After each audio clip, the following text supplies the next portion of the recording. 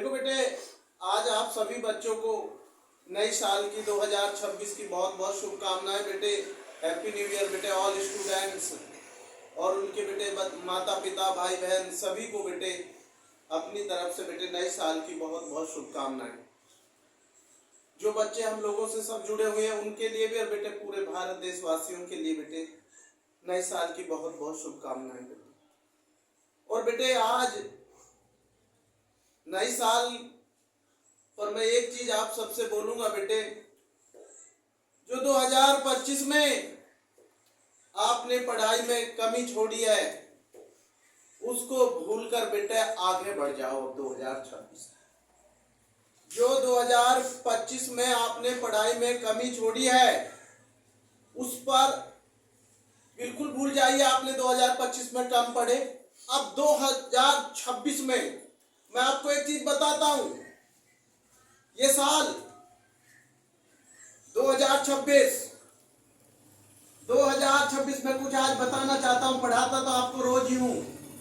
ये हो गया 2026। क्या है ये 2026। तो आप इसका टोटल करेंगे। देखो 2 + 0 + 2 + 6 तो ये हो गया 10। क्या हो गया 10। और इसको एक डिजिट में लाना होता है। किसको? एक डिजिट में। सबको पता है 1 + 0 कितना होता है 1। तो ये क्या नंबर की साल हुई 1 नंबर की, एक नंबर। और एक नंबर होता है सूर्य भगवान का। किसका होता है? सूर्य देव का। ये लिखा मैंने, सूर्य देव का होता। तो ये साल किसकी हुई? भगवान सूर्य देव की। सूर्य समझ गए? तो इसलिए कहा जाता है कि बेटे भगवान सूर्य को ज्यादा से ज्यादा पूजा करेंगे आप तो आपको बेटे सरकारी नौकरी का ज्यादा चांस बनेंगे। ये कहते हैं बेटे मेहनत के साथ साथ भगवान का आशीर्वाद सबसे महत्वपूर्ण होता है बेटे। गुरु ज्ञान देता है बेटे और आप मेहनत करते हैं और फल ऊपर वाला देता है। कहते हैं ना कर्म कर फल की इच्छा मत कर। बेटे उसके साथ साथ आज आप सभी को पता है बेटे बृहस्पति है, गुरुवार, और बेटे वो भगवते वासुदेवा भगवान विष्णु का और साईं बाबा का दिन होता है बेटे। भगवान साईं आप सब जानते हैं कि हम भगवान साईं को बहुत मानते हैं, बहुत मानते हैं बेटे। और हमारे स्टूडेंट भी बहुत सारे साईं बाबा को मानते हैं बेटे। सबका मालिक एक है, इसमें कोई वो नहीं, सबका मालिक एक है। भगवान साईं ने कहा सबका मालिक एक है, सबका मालिक एक। लेकिन बेटा ये होता है कि जिसमें मन में श्रद्धा हो जाए उसी का सब हो। श्रद्धा है मेन चीज कि आप पर किस श्रद्धा को आप मानते हैं। तो मैं एक दो बार सुना रहा हूं बेटे आप लोगों को।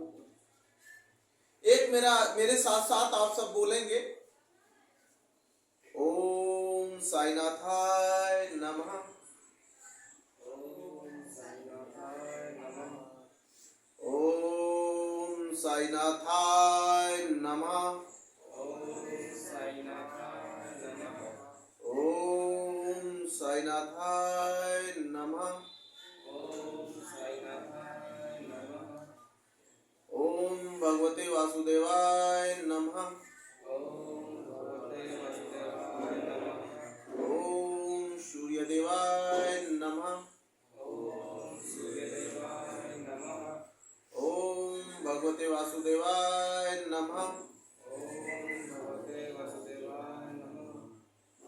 बेटा एक इसका बाबा का वचन था, साई रहम नजर करना, साई रहम नजर करना, बच्चों का पालन करना, साई रहम नजर करना, बच्चों का पालन करना। जाना तुमने जगत बसारा, जाना तुमने जगत बसारा, सब झूठा जमाना साईं, सब झूठा जमाना साईं। मैं अंधा हूँ बंदा तुम्हारा, मैं अंधा हूँ बंदा तुम्हारा। साईं रहम नजर करना, साईं रहम नजर करना। बच्चों का पालन करना, साईं रहम नजर करना, साईं रहम नजर करना। बेटे अब सरस्वती माता को प्रणाम करके हम शिक्षा पर आगे बढ़ते। जय सरस्वती माता, हमेशा कृपा बनाए रखना माता। ओम सरस्वती विद्या देवी। आगे चलते बेटे, अब नई साल की आप सभी को शुभकामना होगी, भगवान का नाम हो गया बेटे। अब चलते बेटे, हमने कल आपको क्वेश्चन समझा रहे थे बेटे, साइंस में एसएसटी में सबसे लास्ट क्वेश्चन क्या था हमारा, ये हमें बताइए बेटे। सबसे लास्ट क्वेश्चन हमने क्या लिखवाया था कल साइंस में? हाँ, सबसे बड़ी कोशिका कौन सी होती है? तंत्रिका कोशिका।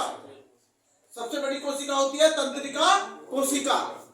बेटे समझ में आगे हम चलते बेटे। सबसे मेन चीज हमारे लिए अगला क्वेश्चन है बेटे साइंस में। मैं लिख रहा हूं बेटे, आपको यहां से मिटा दे रहा हूं, अच्छे से समझना है। नई साल का मतलब ये नहीं होता कि एंजॉय करना ही होता है। नई साल का मतलब होता है शिक्षा को पहले पूर्ण करो, जब उसके साथ एंजॉय करो। शिक्षा में कमी नहीं छोड़नी है। ये नहीं है कि भाई नई साल है, शिक्षा में आज बिल्कुल पढ़ना है, अच्छे से मेहनत करनी है। 2026 में पहले दिन ही पढ़ाई का इतिहास बना दो, घंटा बढ़ा दो। जो कल 2 घंटे पढ़ते थे आज 3 घंटा पढ़िए, और जो 4 पढ़ते थे 5, आज टाइमिंग बढ़ा दीजिए पढ़ने का। एक निश्चय जज्बा लीजिए, एक खुद से एक वादा कीजिए, खुद से, हमसे नहीं, खुद से, कि हमें कामयाब होना है। जो खुद से वादा किया होता है वो कामयाब होता है। ध्यान रखना, खुद से ज्यादा कोई किसी के बारे में नहीं जानता है बेटे समझ में। इसलिए मैं कहता हूं कि आप लोग इस पर विशेष ध्यान दें। एक क्वेश्चन है आहार श्रृंखला। क्या बेटे? आहार श्रृंखला। आहार भोजन जो होता है, आहार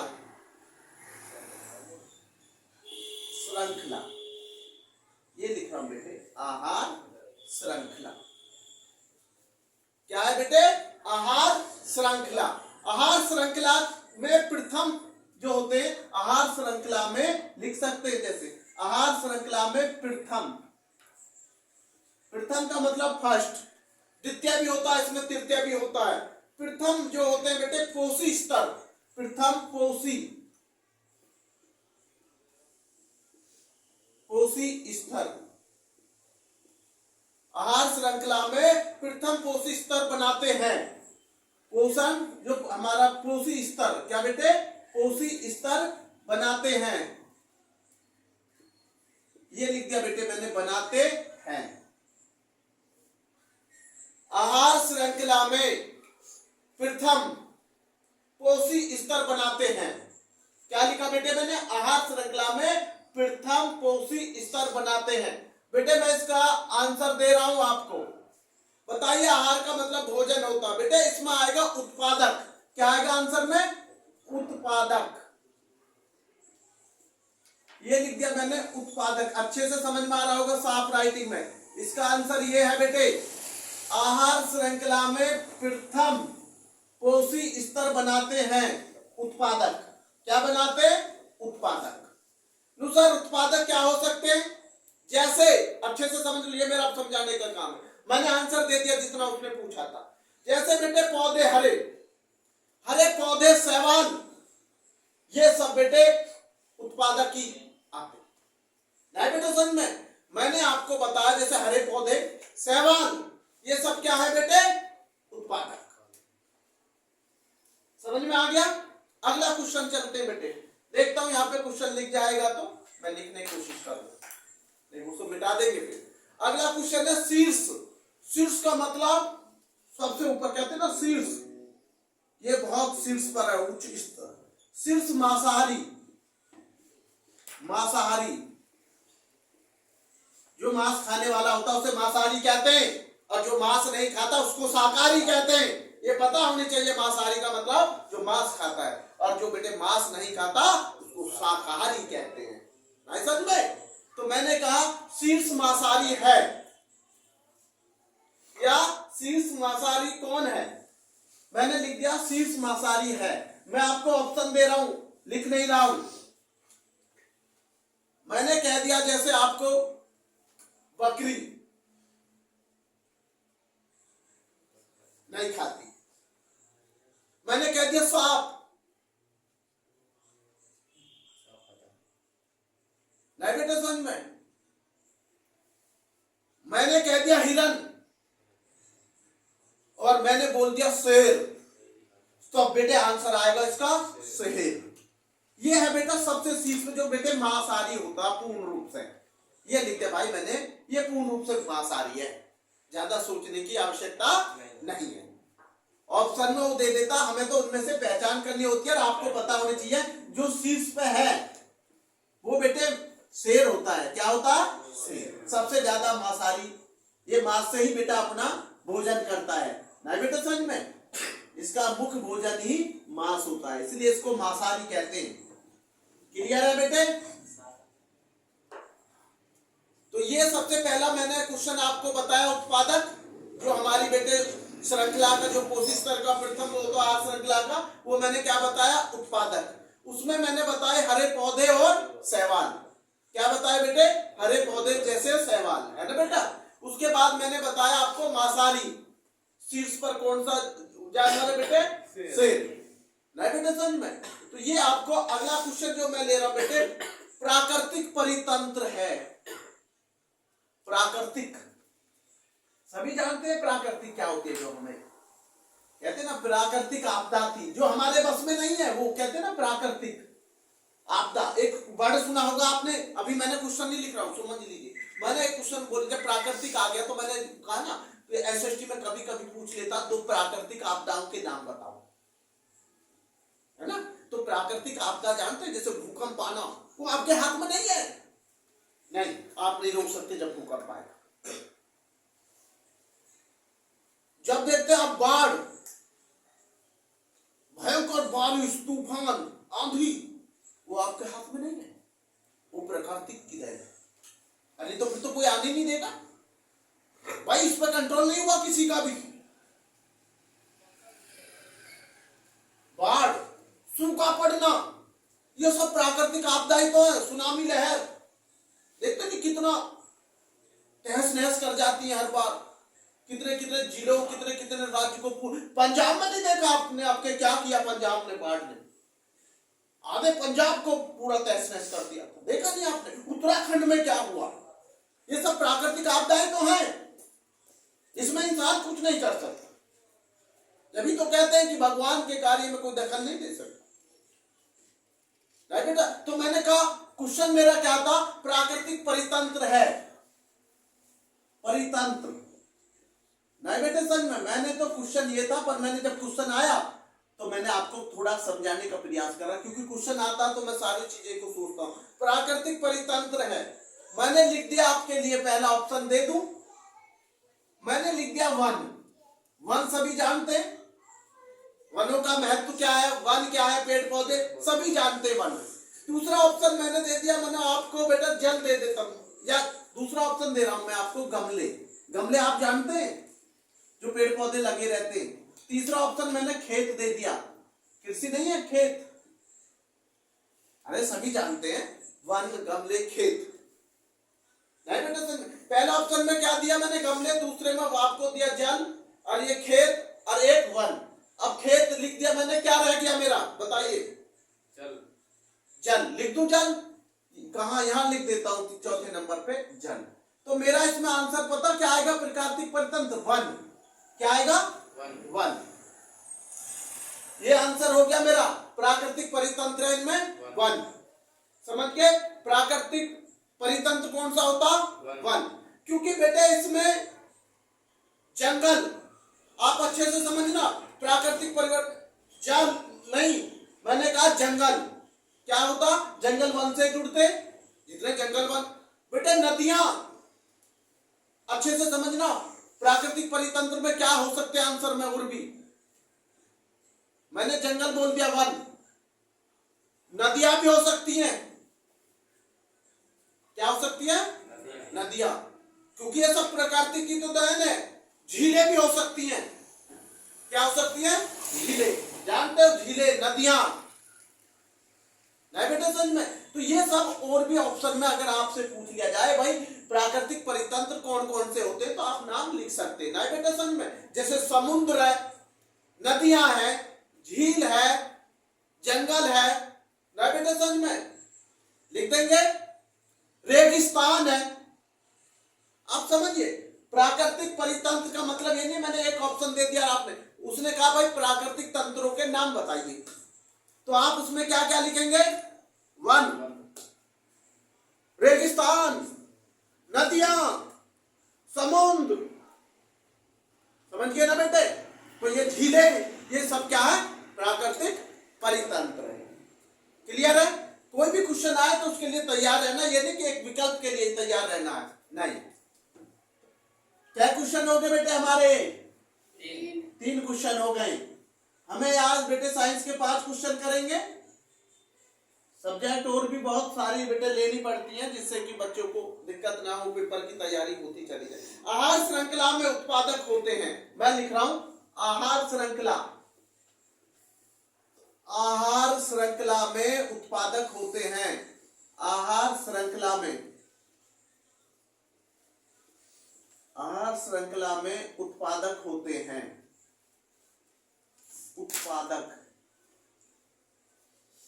होते हैं। क्वेश्चन ये भी हो सकता पेपर में।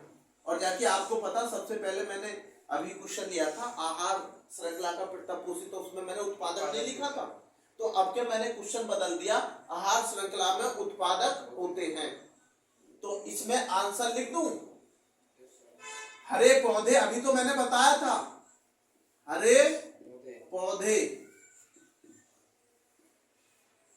एवं शैवाल, ये लिख दिया मैंने हरे पौधे एवं शैवाल, नहीं बेटे? नील हरित शैवाल भी हो सकते हैं, नहीं बेटे समझ में? नील हरित शैवाल, नील हरित शैवाल भी हो सकते हैं, हरित शैवाल, ये लिख दिया बेटे। हरे पौधे नील हरित शैवाल, ये आहार श्रृंखला के उत्पादक होते बेटे, हरे पौधे एवं शैवाल, या बेटे या ये हो गया शैवाल, या ये नील हरित है ना बेटे, नील हरित, ये यहां से हटा लेंगे तो आप लिख सकते हैं हरे पौधे नील हरित शैवाल, ना बेटे समझ में? ये हमारे आहार श्रृंखला में उत्पादक होते बेटे, अच्छे से समझना, हरे पौधे एवं हरित नील हरित शैवाल, एवं नील हरित शैवाल, ना बेटा समझ में? ये मैंने लिख दिया हरे पौधे एवं शैवाल, आप ये भी लिख सकते हैं हरे पौधे एवं नील हरित शैवाल, ना बेटा समझ में? क्या लिख सकते हैं और अच्छा माना जाएगा, ये मैंने यहां से लिख दिया आपके लिए हरे पौधे एवं नील हरित शैवाल, यहां से मिटा दे रहा हूं बेटे, आंसर को थोड़ा सा बड़ा हो रहा है, समझ आप गए? ये पहले भी मैंने समझाया, अभी शैवाल ये लिख दिया बेटे मैंने, अच्छे से समझो। आहार श्रृंखला में उत्पादक होते हैं हरे पौधे एवं नील हरित शैवाल, क्लियर है? 4 क्वेश्चन हमने आपको बता दिए। पहला क्वेश्चन क्या था बेटे? आहार श्रृंखला का होता, उसमें आंसर उत्पादक आया था। दूसरे का आंसर क्या आया था बेटे? शेर। तीसरे का क्या आया था? वन हो गया, जंगल है। और चौथे में आपको पता हरे पौधे एवं नील हरित शैवाल। 4 क्वेश्चन हमारे बेटे साइंस के हो गए। आगे चलते हैं लास्ट क्वेश्चन की तरफ। और पहले मैं एक क्वेश्चन पूछ लेता हूं गुरुजी, आप पूछेंगे जरूर? बिल्कुल पूछूंगा भाई, साइंस में मैं जरूर पूछता हूं भाई। मैंने कल एक क्वेश्चन लिखा था, लोहे में जो जंग लगने वाली अभिक्रिया जो होती है, कल लिखा था ना, वो कौन सी अभिक्रिया होती है? साक्षरण और रेडॉक्स बोला ना मैंने। तो ये आपको याद करने भाई, डेली के डेली, प्रतिदिन क्वेश्चन मत छोड़ो, क्वेश्चन डेली के डेली करते रहो, सेल्फ स्टडी पे ज्यादा ध्यान दो। ये कहते हैं बेटे, जब जनवरी आ जाती है बोर्ड परीक्षाओं के बच्चों को स्कूलें कम जाने लग जाते हैं और घर पर सेल्फ स्टडी ज्यादा करते हैं। तो वो बेटे आप मेहनत पर लग जाइए। परितंत्र का भौतिक कारक है, देखो मैंने क्वेश्चन लिख रहा हूं 5वां, परितंत्र, ये क्वेश्चन आता है जरूर बेटा इसमें। परितंत्र में भौतिक कारक है, क्या है बेटे? भौतिक, भौतिक कारक है। कभी कभी बेटे लिखने देखने में वो नहीं आती तो मैं बोल रहा हूं परितंत्र, क्या बेटे? परितंत्र में भौतिक कारक है। मैंने ऑप्शन में लिख दे रहा हूं आपको, ए में ताप, क्या लिख दे रहा हूं? ताप। पहला ऑप्शन में परितंत्र में भौतिक कारक में मैंने लिखा ताप। दूसरे में लिख रहा हूं बी में पौधे, क्या लिख रहा हूं? पौधे, ये लिख दिया। परितंत्र में पहले में क्या लिखा मैंने? ताप। दूसरे में पौधे। तीसरे में सी में लिख रहा हूं जंतु, क्या लिख रहा हूं? जंतु, ये लिख दिया। पहले में क्या लिखा? ताप। दूसरे में क्या लिखा? तीसरे में जंतु। और अब लिख रहा हूं सूक्ष्म जीव, क्या लिख रहा हूं? जो बहुत छोटे छोटे जीव होते हैं, जो हमें वैसे नहीं दिखाई देते, सूक्ष्म जीव, जो हम सूक्ष्मदर्शी से देखते हैं। देखते ना सूक्ष्म जीवों को सूक्ष्मदर्शी से देखा जाए। मैंने पहले में ताप, पौधे, परितंत्र का भौतिक कारक है ताप, ये लिख दिया मैंने आंसर। ये लो भाई आंसर, ये है आंसर। ताप है भाई, क्या है? ताप। जो परितंत्र का भौतिक कारक है, क्योंकि आप पौधे, जंतु, सूक्ष्म जीव नहीं, इसमें हमने आपको लिख दिया बेटे ताप। क्या लिख दिया? ताप।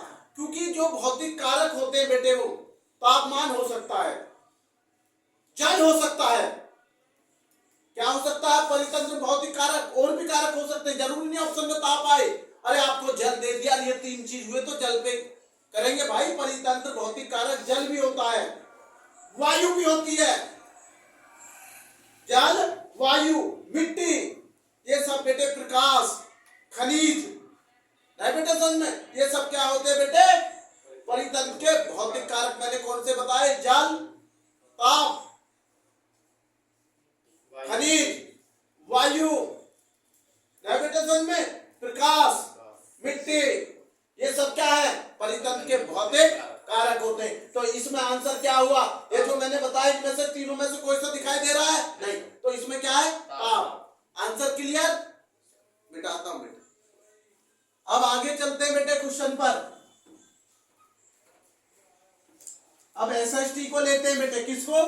एसएसटी और जो हमारे जनरल नॉलेज दोनों को टारगेट करती है हमेशा।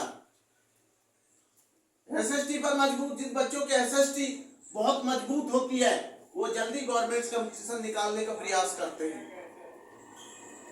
इसलिए कहा जाता है बेटे एसएसटी सब्जेक्ट तो सारी इंपॉर्टेंस होती हैं, लेकिन बेटे एसएसटी अपने आप में बहुत बड़ा महत्व होता है। क्या होता है बेटे? बहुत बड़ा महत्व होता है। मैं क्वेश्चन ले रहा हूं बेटे। कल मैंने आपको एक क्वेश्चन बताया था जनसंघ, समझिए, मैंने कल एक क्वेश्चन बताया था जनसंघ की स्थापना कब हुई?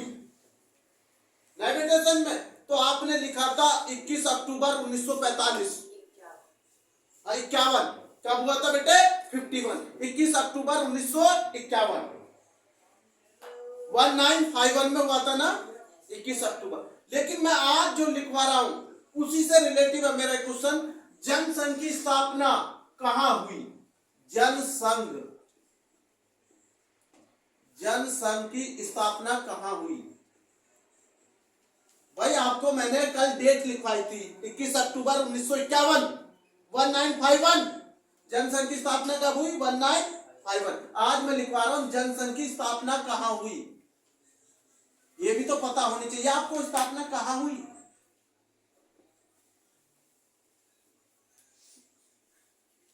इसका आंसर है बेटे दिल्ली। क्या है? दिल्ली। जनसंघ की स्थापना हुई बेटे दिल्ली में। जनसंघ की स्थापना कहां हुई बेटे? दिल्ली में। आरएसएस। उसके साथ मैं एक क्वेश्चन बिना लिखवाए पूछ रहा हूं आपसे। भारत की राजधानी दिल्ली कब बनी? 1911 में। कब बनी? ये लिख नहीं रहा हूं, आप सुनिए केवल।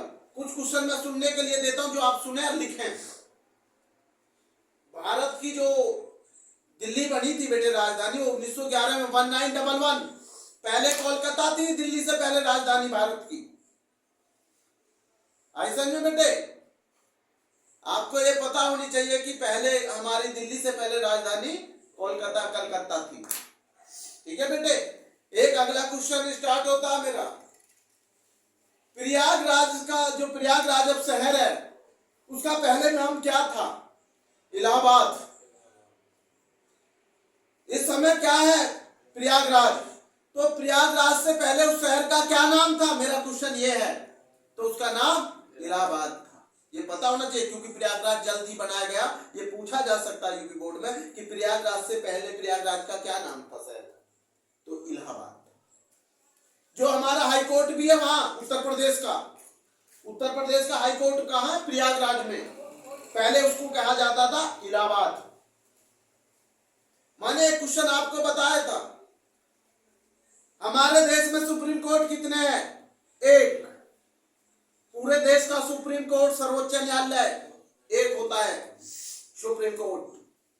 और पूरे देश के हाई कोर्ट 25 बताए थे बेटे मैंने, 25 हाई कोर्ट। भारत के अंदर मैंने कितने हाई कोर्ट बताए थे? 20 और राज्य हमारे भारत के अंदर 28 और केंद्र शासित प्रदेश है 8। केंद्र शासित प्रदेश कितने? 8। क्लियर है? अगला क्वेश्चन मैं चल रहा हूं बेटे आपको। यूएनओ, ये क्वेश्चन बहुत इंपॉर्टेंट है। यूएनओ अच्छे से समझना। यूएनओ की स्थापना कब हुई?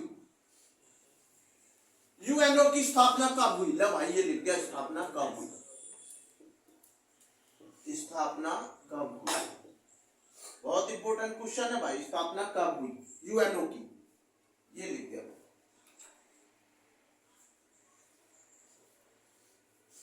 यूएनओ की स्थापना हुई थी 24 अक्टूबर 1945 में। आंसर दे रहा हूं भाई, 24 अक्टूबर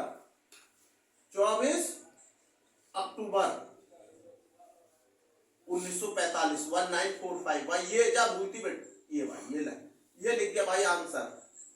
यूएनओ की स्थापना कब हुई? 24 अक्टूबर 1945 में हुई थी भाई। 24 अक्टूबर 1945। यूनाइटेड नेशंस ऑर्गेनाइजेशन होता बेटा, ये जानते? संयुक्त राष्ट्र संगठन होता है। इसका मतलब क्या है समझ लीजिए। संयुक्त राष्ट्र संगठन। नहीं समझ में? कोई पूछ ले भाई यूएनओ को क्या बोलते हैं तो आप समझ जाना, ये हमारा बेटे संयुक्त राष्ट्र संगठन होता है यूएनओ। नहीं बेटा समझ में? यूनाइटेड नेशंस ऑर्गेनाइजेशन होती है बेटे, एक संस्था होती है, संगठन जो देखती है पूरा। क्लियर? यूएनओ को समझ गए? स्थापना 24 अक्टूबर 1945 में हुई थी। किसकी हुई थी 24 अक्टूबर 1945 में स्थापना? यूएनओ। विश्व, समझ गए ना? संयुक्त राष्ट्र संघ।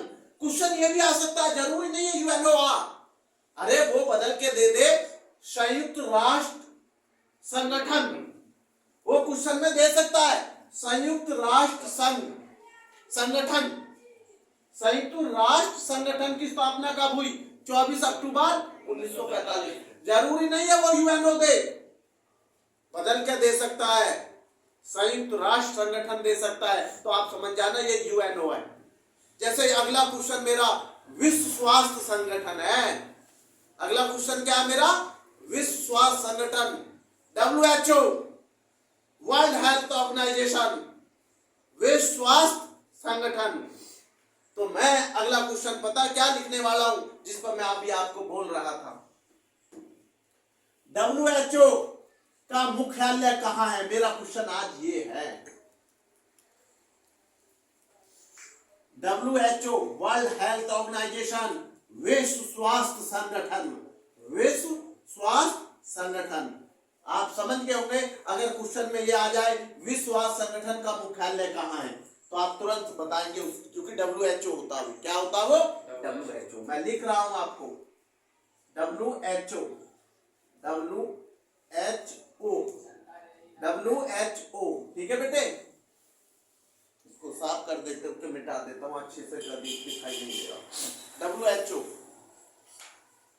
ये लिख दिया बेटे। WHO का मुख्यालय कहाँ है? मुख्यालय का मतलब जानते हो? Head office. जैसे कहते हैं ना इस कंपनी का हेड ऑफिस कहाँ है ना? WHO को मुख्यालय कहाँ है? जहां से वो देखते हैं, पूरा सारा कार्य करते हैं, हेड ऑफिस। नहीं बेटे समझ में, WHO का मुख्यालय कहाँ है? तो आप आंसर में लिखेंगे जिनेवा। जेनेवा, ये लिख दिया भाई मैंने, जेनेवा। ये है भाई इसका आंसर। WHO का मुख्यालय कहाँ है? जेनेवा। हमारे देश में नहीं है, कभी आप WHO का अपने भारत में समझ रहे हो? नहीं, जेनेवा में। और मैं इसका मतलब समाज बता चुका हूं। WHO का, वर्ल्ड हेल्थ ऑर्गेनाइजेशन, विश्व स्वास्थ्य संगठन, विश्व स्वास्थ्य संगठन का मुख्यालय जेनेवा में। कुछ बच्चे न्यूयॉर्क में लिखे आते हैं। किसमें लिखे आते? न्यूयॉर्क में। नहीं भैया, ये जेनेवा में है, अच्छे से ध्यान रखिए, क्योंकि कंफ्यूजन ऐसे ऑप्शन होते हैं, ऐसे लगता है यहां पर भी है ये WHO, वहां पे भी, तो एक बड़ा नाम मिलते जुलते से ऐसा लगता है कि हाँ, तो बेटा ये जेनेवा। क्लियर है बेटे? अब हमारा अगला क्वेश्चन बेटा हम चलते हैं। कल मैं इनको बेटे सुनूंगा, बार बार इन्हें लिखते रहा करो, और पिछले क्वेश्चन भी बेटे मिस ना होने चाहिए। ये नहीं है 2025 चली गई तो बेटे हमारे क्वेश्चन भी चले गए, नहीं। जो आपने 2025 में पढ़ाई की है उसको दोबारा से मेहनत करके आगे बढ़ना। ये नहीं 2025 चली गई, 2025 गई है, लेकिन आपकी पढ़ाई जो 2025 में की है वो नहीं गई है, वो काम आएगी 2026 में। वो हमेशा हर साल काम आएगी, क्योंकि वो तुम्हारे साथ चलेगी। नहीं बेटे समझ में? तो ये मैंने आपको बताया, WHO हो गया, UNO हो गया। अगला मेरा क्वेश्चन है बहुजन समाज पार्टी। क्या बेटे? Bahujan Samaj party, BSP, Baspa, Bahujan Samaj party. अच्छे से समझना, बहुजन समाज पार्टी के संस्थापक,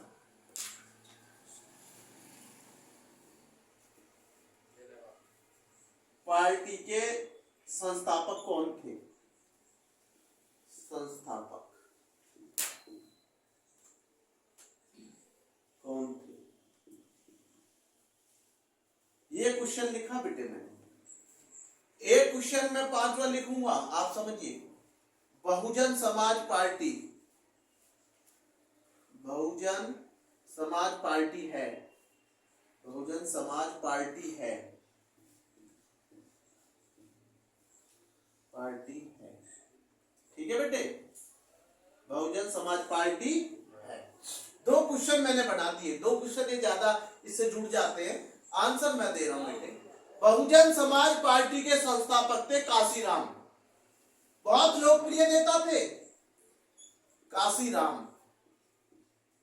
कौन थे बेटे? काशीराम। ये थे बेटे बहुजन समाज पार्टी के संस्थापक, काशीराम। समझ गए बेटे? बहुजन समाज पार्टी के संस्थापक कौन थे? काशीराम। बहुत लोकप्रिय नेता थे इस पार्टी के, बहुत ही लोकप्रिय नेता। और मायावती जी को बेटे मुख्यमंत्री बनाने में इनका बहुत बड़ा योगदान भी रहा। हमेशा चुनाव लड़ाया, शिक्षा में आगे बढ़ाया, ये सब काशीराम जी की ही देन थी। कहते हैं ना बेटा, एक सफल व्यक्ति के साथ साथ, कहते हैं ना व्यक्ति, एक गुरु अच्छा होना बहुत जरूरी होता है कि उसको सही मार्गदर्शन बताता है। मैंने माना माता पिता ये सब महत्वपूर्ण है बेटे, सबसे पहले आते हैं, लेकिन एक गुरु का भी बेटे अहम रोल होता है। शिष्य के प्रति गुरु का भी आगे बढ़ाने का बहुत बड़ा रोल होता है बेटे, चाहे वो माने या ना माने, उससे कोई फर्क नहीं। तो मैंने आपको ये तो बता दिया बहुजन समाज पार्टी के संस्थापक कौन थे? काशीराम। अगला क्वेश्चन है बहुजन समाज पार्टी है। तो सर ये क्या समझाना चाहते, ये मैं ये समझाना चाहता हूं, क्या राष्ट्रीय दल है, नेशनल पार्टी है पूरे देश में, या क्षेत्रीय पार्टी है, या इनमें से कोई नहीं है? नहीं बेटे समझ में? तो मैं आपको बताना चाहता हूं समाज जो बहुजन पार्टी है वो राष्ट्रीय दल है। क्या है? राष्ट्रीय दल। ये लिख दे रहा हूं मैं इसका आंसर, ये राष्ट्रीय दल है बेटे, राष्ट्रीय दल है, या राष्ट्रीय पार्टी है। क्या बेटे? राष्ट्रीय दल।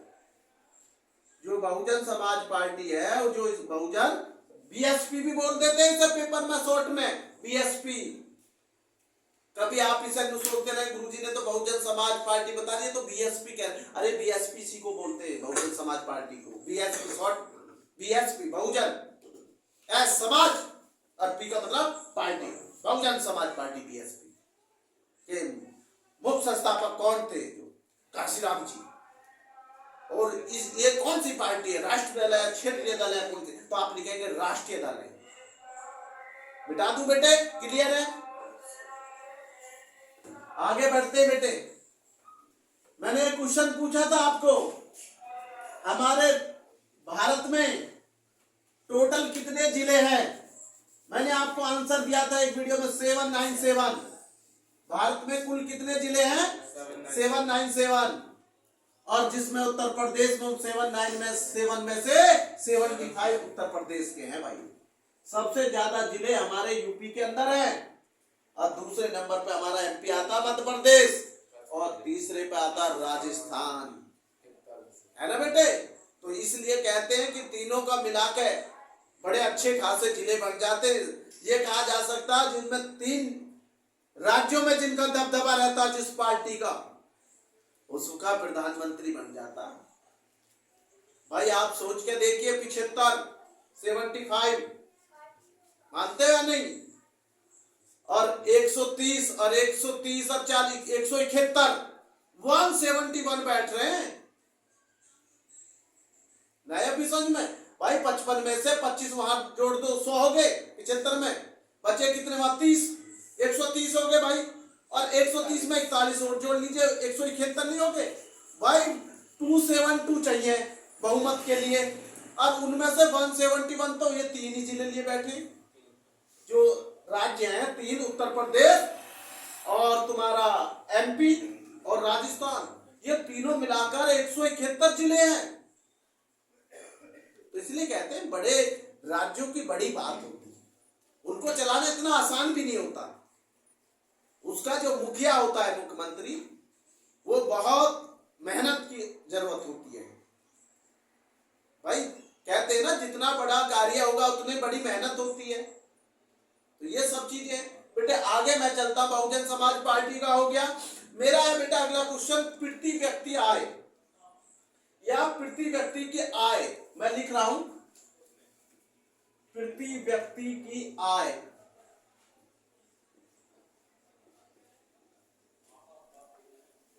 प्रति व्यक्ति की आय, ये लिख देंगे। प्रति व्यक्ति की आय को किस नाम से जाना जाता है? प्रति व्यक्ति की आय को किस नाम से जाना जाता है? आय को किस नाम से जाना जाता है? किस नाम से जाना जाता है? नाम से जाना जाता है।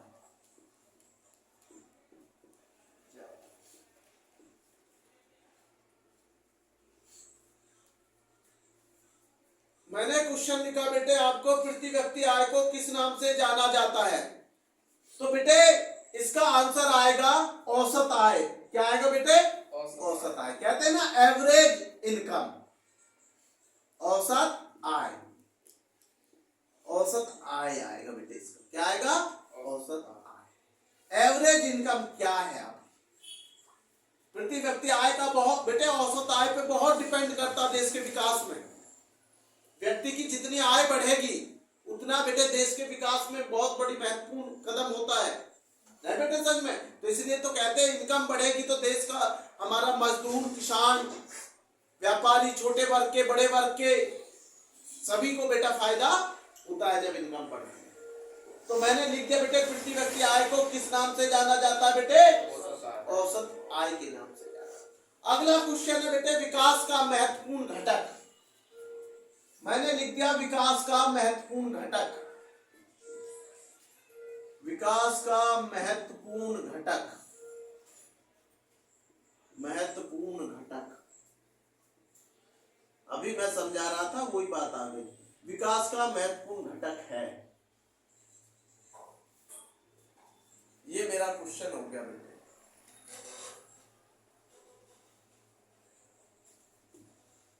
प्रति व्यक्ति के आय को किस नाम से जाना जाता था? मैंने आंसर में लिखा औसत आय। विकास का महत्वपूर्ण घटक औसत आय हो सकता बेटे। क्या होगा? औसत आय। आंसर एक ही है, औसत आय। ये लिख दिया मैंने, इसलिए तो कहा मैंने औसत आय विकास में महत्वपूर्ण घटक है। औसत आय, जब तक औसत आय अच्छी नहीं होगी जब तक विकास नहीं बेटा समझ में, तो ये औसत आय महत्वपूर्ण घटक होता बेटे। मैंने दोनों क्वेश्चन बताए। प्रति व्यक्ति आय को किस नाम से जाना जाता? औसत आय। विकास का महत्वपूर्ण, विकास का महत्वपूर्ण घटक है औसत आय। ना बेटा समझ में? अब मैं क्वेश्चन लिख रहा हूं बेटे, आप इसको बहुत अच्छे से समझेंगे और आपको बहुत सारे बच्चों को पता भी होगा। हमारे पूरे देश में, हमारे पूरे देश में ऐसा कौन सा राज्य है जिसकी औसत आय सबसे अधिक है? लोग, आप समझे मैंने क्वेश्चन क्या बोल दिया आपको? मैंने कहा भारत में आपको केवल ऐसा राज्य बताना है एक, पूरे भारत के अंदर भाई 28 राज्य है, 28 राज्य में से एक राज्य बताना है जिसमें प्रति व्यक्ति आय की औसत सबसे अधिक है। बताइए किस राज्य में प्रति व्यक्ति आय अधिक है? किस राज्य में, किस राज्य में, किस राज्य में प्रति व्यक्ति आय सबसे अधिक है? प्रति आय सबसे अधिक है, ये लिख दिया मैंने, सबसे।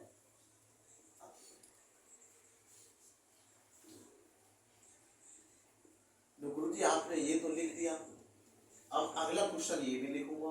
किस राज्य में, जब बात आ गई है राज्य की, किस राज्य में प्रति आय सबसे कम है? प्रति आय सबसे कम है।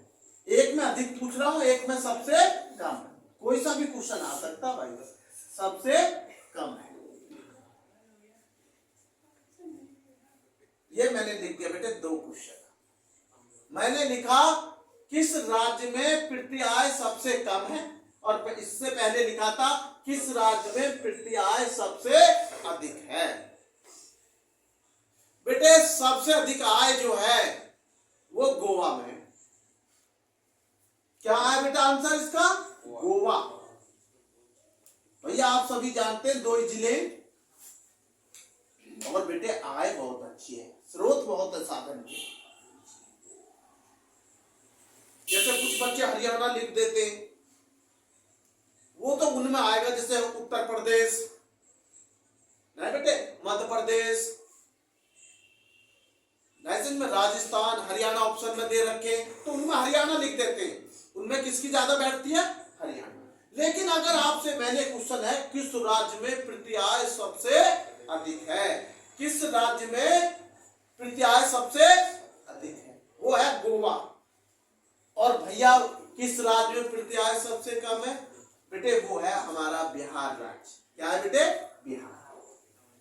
इसलिए तो कहते हैं कि बिहार का विशेष दर्जा मिलेगा तो बिहार में सुधार आएगा, कंपनियां खोली जाए, ज्यादा से ज्यादा लोगों को रोजगार दिलाया जाए, इसलिए तो कहा जाता है। नहीं बेटे समझ में? अगर किस राज्य में प्रति आय सबसे कम है बेटे? बिहार। और सबसे अधिक किसमें बेटे? गोवा में। अगर बेटे बिहार की भी आय बढ़ जाए तो वो लोग एक राज्य से दूसरे राज्य की तरफ पलायन ना करें। अगर वहीं बड़ी बड़ी कंपनियां, बड़े बड़े रोजगार जैसे और स्टेटों में है तो बेटे वहां लोग दूसरे स्टेट क्यों जाएंगे? भाई दूसरे स्टेट हम कब जाते हैं? जब हमें वहां नौकरी नहीं मिलती। अगर हमें अपने घर के पास में अच्छी नौकरी मिल जाती है तो हम बाहर क्यों जाएंगे? अगर हमें जो बाहर सैलरी मिल रही है वही घर सैलरी मिल जाएगी आसपास, तो हम क्यों जाएंगे? हमें बाहर जब जाना पड़ता है बेटे जब वहां पर हमको रोजगार नहीं मिलते, जब हम रोजगार की तलाश में बेटे हमें बाहर जाना पड़ता है। अन्य तो कोई भी ऐसा नहीं है बेटे जो अपना परिवार छोड़ के जाना चाहता, और इस परिवार का पालन पोषण करने के लिए बेटे बाहर जाना पड़ता है। हमारी जिम्मेदारी है, आपकी जिम्मेदारी है, इससे आप भाग नहीं सकते। इससे आपको बेटे नॉलेज भी मिलेगी दूसरे स्टेट की, ऐसी बात नहीं, ज्ञान बढ़ता है। तो इसलिए बेटे ये सारी चीजें उत्तरदायित्व है आपका, इसको निभाना पड़ेगा, हम हो या आप हो। तो ये मैंने लिख दिया बेटे किस राज्य में प्रत्याय सबसे कम है, बिहार में। ना बेटे अगला मेरा जो क्वेश्चन है, किस राज्य में साक्षरता जानते हैं अधिकतम साक्षरता वाला राज्य है? मैं क्वेश्चन नहीं लिख रहा हूं, क्वेश्चन बोल रहा हूं, ये आपको बुझवानी बताऊंगा आपको। भारत का ऐसा कौन सा राज्य है जिसमें सबसे ज्यादा पढ़ा लिखा व्यक्ति मिलता है या साक्षरता दर सबसे अधिक है? साक्षरता का मतलब समझ गए होंगे। तो सबसे ज्यादा साक्षरता केरल में है। सबसे ज्यादा पढ़ा लिखा व्यक्तियों की जो औसत है वो बेटे केरल का सबसे ज्यादा। साक्षरता वाला अगर राज्य आपसे पूछा जा रहा है कि भारत का ऐसा कौन सा राज्य है जिसमें साक्षरता दर सबसे अधिक है, तो आप उसका आंसर लिखेंगे केरल। और केरल का नाम आ गया तो एक क्वेश्चन मैंने आपको समझाया था, मसालों का राज्य भी केरल है। मसालों का राज्य क्या है? केरल। और मसालों की रानी है इलायची। जब कोई क्वेश्चन आ जाता तो मैं पुराने क्वेश्चन अभी दोहरा देता हूँ जिससे आपको वो भी याद आ जाए जो हम भूले थे। अरे वो भी क्या इंसान जो पीछे का भूल जाए? पीछे का याद रखो, पीछे से हमें बहुत कुछ सीखने को मिलता है, आगे बढ़ने का हमें ये होता। मैंने बताया मसाले की रानी इलायची। मसालों का सबसे बड़ा राज्य जो ज्यादा उत्पादन करता है केरल। सबसे ज्यादा चाय की पैदावार भारत में असम में होती है, जो कि विदेशों में भी हमारी चाय का प्रथम स्थान मिला हुआ है।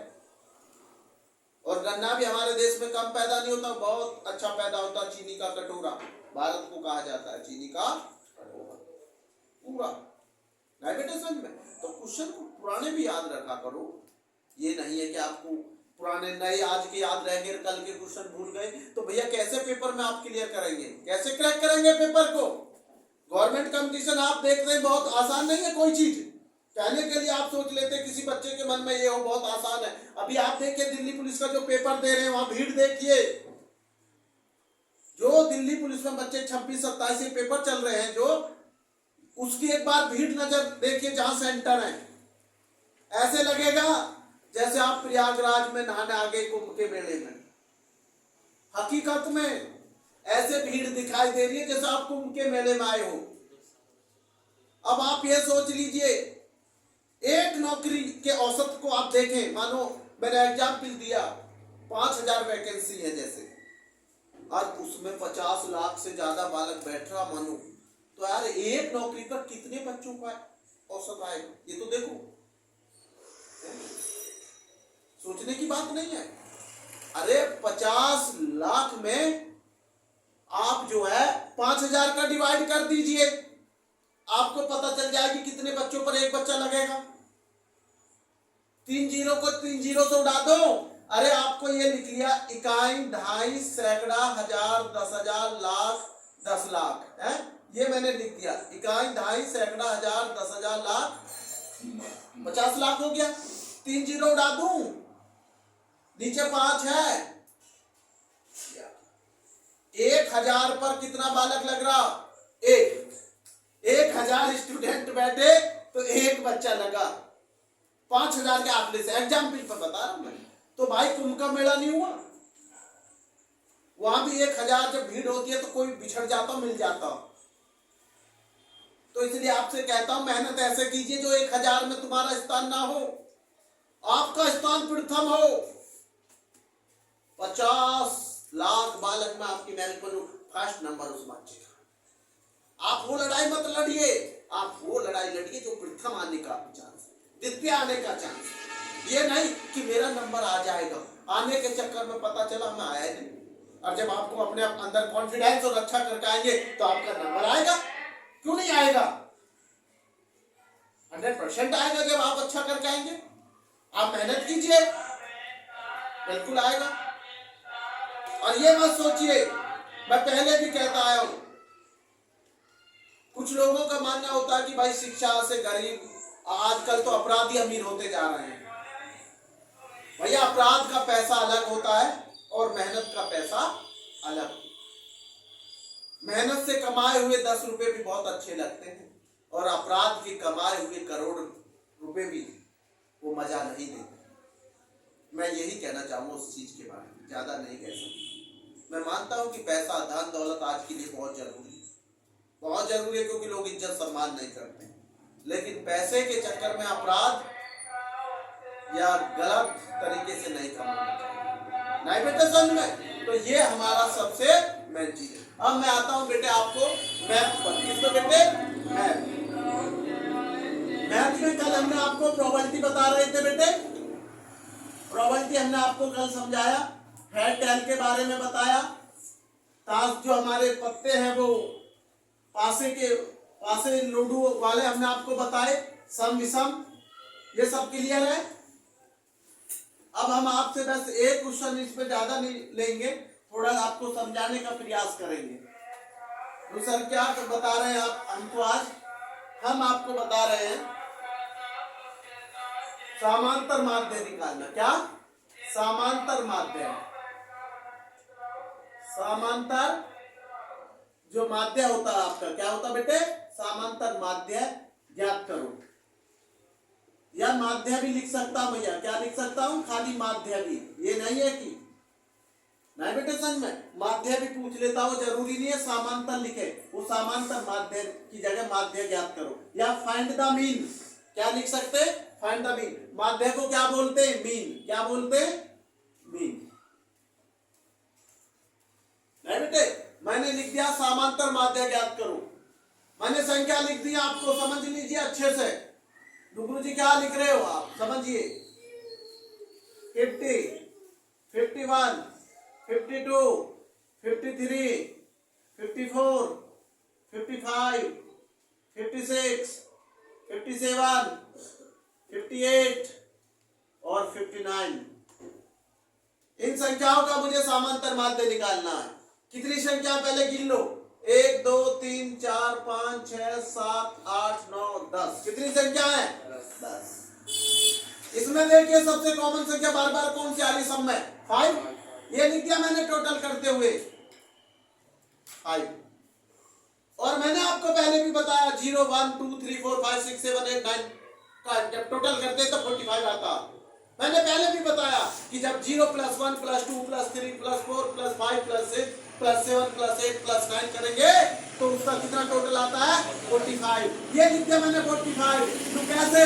क्योंकि आप देखिए 0 1 2 3 4 5 6 7 8 9 पिछला डिजिट वही है, तो कितना हुआ उसका डिजिट का आप जोड़ लेना 45। और कॉमन क्या है इसमें? सब में आ रहा 5। इसका टोटल आया 545। और जब मैं 10 का भाग दूंगा तो आपको पता मेरा आंसर कितना आएगा? 54.5 आंसर आ जाएगा मेरा। 54.5 आंसर आ गया जब मैंने इसका डिवाइड करा। ये निकल के आ गया मेरा मीन। क्या निकल के आ गया? मीन। ये मेरा समांतर माध्य हो गया। क्या हो गया बेटे?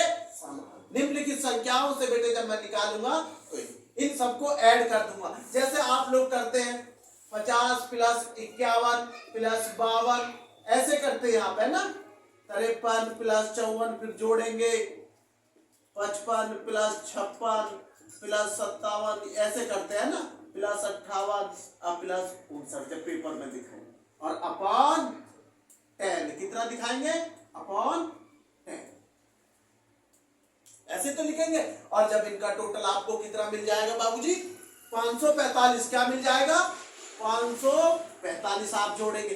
जोड़ने पे टाइम वेस्ट नहीं करना बेटे। अगर जोड़ को जोड़ना है, जैसे 2 अक्षर है तो पिछले में जोड़ते चले जाओ, इसका दूसरा, इसका दूसरा, इसका भी दूसरा, उसका 3 डिजिट में है तो पहले इसका भी तीसरा, पीछे से पिछले पिछले वालों को जोड़ो, फिर दूसरे का सेकंड नंबर का जोड़ो सब, और फिर बेटे फर्स्ट नंबर को। तो आप जोड़ में गलती नहीं करेंगे। कुछ बच्चे क्या होते हैं, तीसरा कहीं जोड़ दिया, दूसरा कहीं जोड़ दिया, और उसका टोटल गलत आ, और उसी में वो काफी टाइम वेस्ट कर देता, फिर हम कंपटीशन नहीं क्रॉस कर पाएंगे। तो मैंने आपको बता दिया 5 4 5 और अपॉन 10, और आपको पता जब ये 0 तो पीछे से एक अंक बाद पॉइंट लग जाएगा, तो 54.5 आंसर हो गया। लो गुरुजी आप ऐसा करके दिखा दो, 545 को बिल्कुल करके दिखाऊंगा। कुछ बच्चों को ये लिख दिया मैंने, 10 पंजे 50, कितना बचा 4, 5 उतार लिया, 10 चौक 40, और ये बचे 5, पॉइंट लगाया, 0 बढ़ाई, 10 पंजे 50, पूरा कट गया भैया। ये आ गया वही आंसर भैया। देख मैंने आपको सिंपल डिवाइड भी करके बता दिया कि बच्चे कर पाते नहीं, क्योंकि कुछ चीजें बहुत छोटी होती हैं आपको बड़ी क्लासों में, लेकिन बच्चे पर कुछ बच्चों पर नहीं आती तो शर्माते हैं कि मैं कैसे पूछूं डिवाइड। गुरुजी ये कहेंगे कि तेरे पे ये भी नहीं आता अभी डिवाइड करना भी।